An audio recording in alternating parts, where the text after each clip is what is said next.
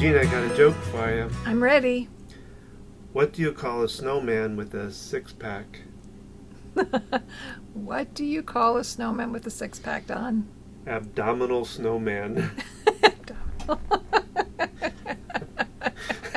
I guess you have to know the show, The Abominable. Well, it was Rudolph. It was Rudolph the Red-Nosed. Yeah, The Abominable.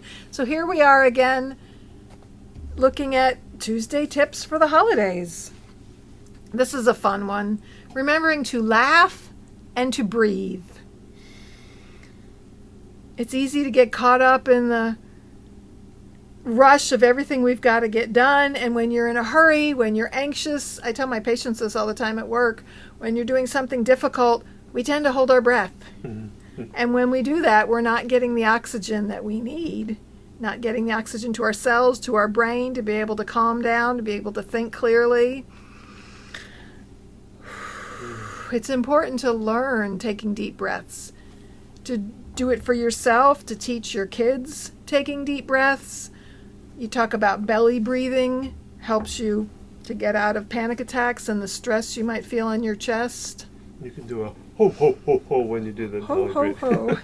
And you want to talk about raspberry breathing?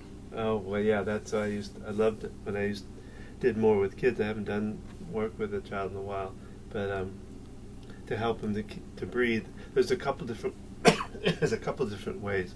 But I used to teach them raspberry breathing, where you would take a deep breath in, and then you let it out with the raspberries.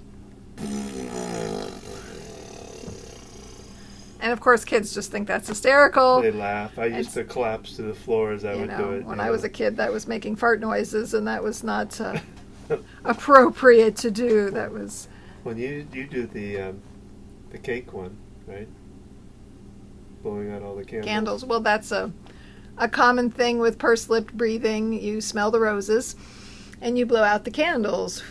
Yeah. That really helps to increase the oxygen. I work with patients who have low levels of oxygen in their blood, and we need to elevate that. I had one guy told me it was baloney, but I watch it. I see someone's oxygen level at 85 or whatever, and they do some breaths, and boom, now it's in the 90s. It's powerful. Well, and you also can tell a child just blow out the candles. Yeah, because blow them all out. Make sure there's a lot of them. I was telling another client this with her husband who has dementia. They're telling him to breathe in and breathe out. That's a two-step process versus focusing on the breathing out.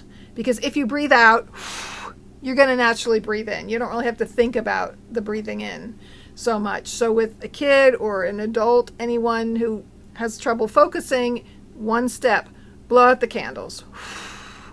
And by saying blow out the candles, most of us, at least in the United States, be curious how universal that is. They've done that before, or blowing out a candle, right?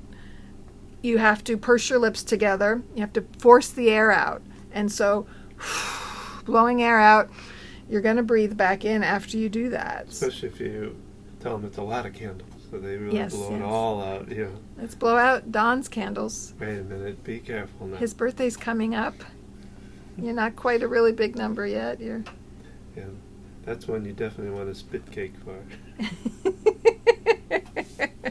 What are you approaching, 64? Yeah. It's a lot of candles. Blow them all out. Somewhere I was listening to a podcast and they were talking about that breathing in twice and then breathing out.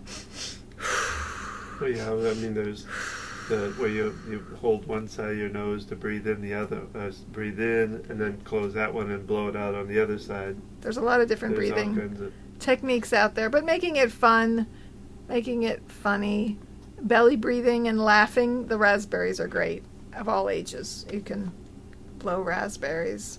So give it a try. You might surprise your kids. And tell them a couple jokes. Yeah. And remember, the best gift that you can give your kids, your loved ones, is being present.